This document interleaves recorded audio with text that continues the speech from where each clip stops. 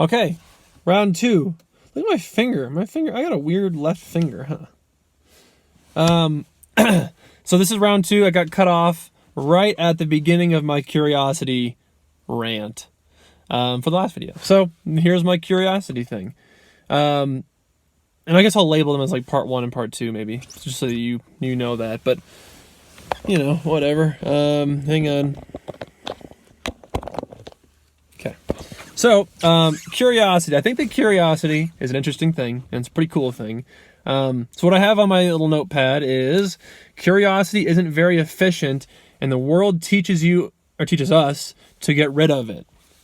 And what I was thinking about with this is I'm a naturally pretty curious person, and I like to investigate things and kind of learn why things work the way that they do and how they work.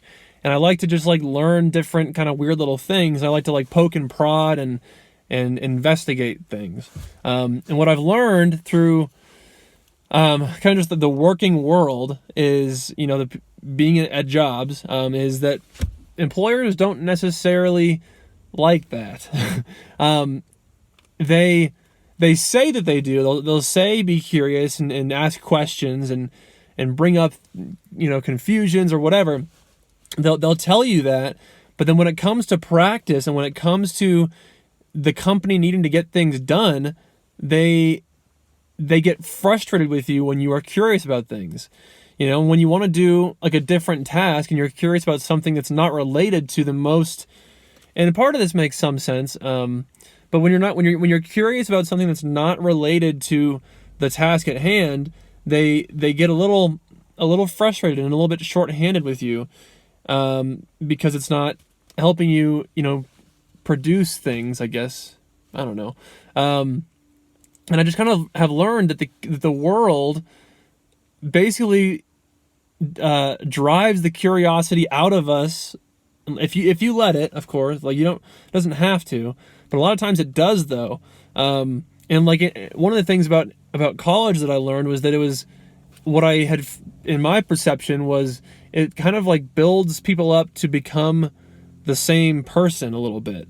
And that may or may not be true depending on who you are and what you're doing. But my curiosity and my creativity, I could like feel those things being pulled away from me the longer I was in school. And the more I was outside of school, making things out of wood, and I don't know, just like playing music and being myself and writing and reading and learning and stuff. It facilitated and it built my creativity and my curiosity. I allowed myself to explore those things very frequently and thoroughly. But school doesn't really let me do that, which is one of the reasons I don't love school. So curiosity, yeah, so it's not very efficient.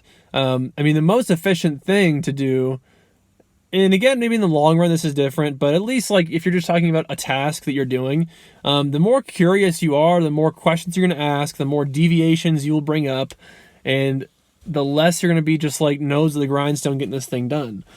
Curious people, and I know this because I'm one of them, just, I don't know, they find different little things to wonder about and to be curious about. That's just kind of how it goes. And as a result, you don't necessarily get the most done the fastest, So that was one thing I had to say there. Next thing. Here's a little example of something. So I have listening to smart people. I have listening to smart makes you smart. So what that means is when you listen to smart people and when you're interacting with smart people, I don't know scientifically, but at least it feels true that you become also smarter. Like it forces you to think on a different level a little bit. And my little example of this is I was listening to there's the Good Mythical Morning people, and they have a podcast it's called Ear Biscuits. That's what it's called. And this guy, Rhett, who's like the bearded dude, he's a really smart guy, I've kind of come to learn. And in his podcast, he was just talking about his religious journey, his whole experience religiously. And just the way he was talking and the way he articulated himself was kind of impressive and just like fun to listen to. He was they're both great, smart people, but him in particular, for some reason, I just like understand the way he speaks, and I just enjoy listening to him. But the interesting part, though, was that after having listened to that almost 2-hour long podcast about his religious journey, I felt like I had a better vocabulary. Like when I made videos that next day, right after that, just a few hours later, actually, I felt like I was actually able to articulate my speech better. I felt like I was actually smarter, and I felt like I was just like more on my game. I could just like think more clearly, and I could articulate those thoughts better. And it seemed like it was just because I listened to him. I didn't really change anything or do anything. I was just hearing a man speak. And then as a result, I could speak better. And I just kind of had this idea that, and I think it's true, it's got to be grounded and true in some, what's going on over here? In some way, I don't know, scientifically. But if you are listening to smart people and you're surrounding yourself with smart people, I think that you just take on. I'm gonna go ahead and say I know that you take on those traits. It's the same idea as like if you're hanging out with a bunch of drug addicts, you're gonna inherit some of those traits. That's just it's going to happen. It just does. It will happen. I've been over that before. But that was kind of cool because what that means is that if you seek those things, if you seek listening to smart people, and if you seek hanging out with smart people, you can become smarter. I'm going to go ahead and say you can just become smarter, which I think has got to be true. Like it certainly feels true. Even if it's not scientifically true, you feel like it's true. You feel smarter, and that's ultimately what's the most important thing. If you ask what's the most important thing in your life, I think it's the way you feel, right?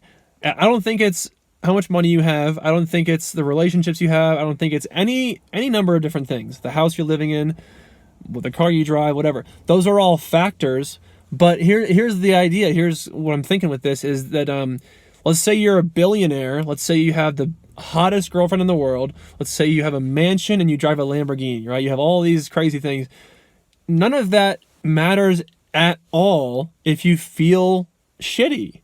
Like if you feel sad and depressed, and if you just feel awful, it doesn't matter if you're a billionaire. It doesn't matter if you have a hot girlfriend. It doesn't matter if you have a Lamborghini or a house or whatever. None of that matters unless you feel good about those things. You can feel like shit about all of that, but still have it. So why did I just mention that? It's about the way you feel. Oh, right, because if you listen to smart people and you feel smarter, there you go. You feel smarter, you are smarter, kind of. Well, I won't even say that, I guess, but it's about the way you feel. And so if listening to smart people makes you feel smarter, then do that.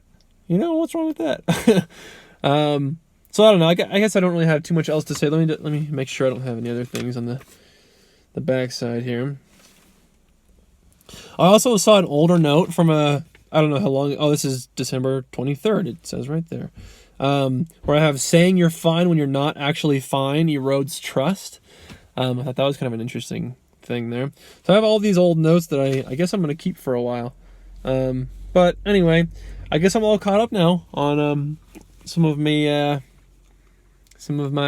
updates and my notes and stuff. So anyway, I guess that's all I have for today. So this is kind of a only 10-minute long video-ish, but plus the last one was, I don't know how long that one was. This is kind of we got a lot in that, we got a lot there. So anyway, I think I'm going to go do some driving, maybe some Lyft driving. I'm going to fill out a little piece of paper. I might donate this t-shirt to the Ark.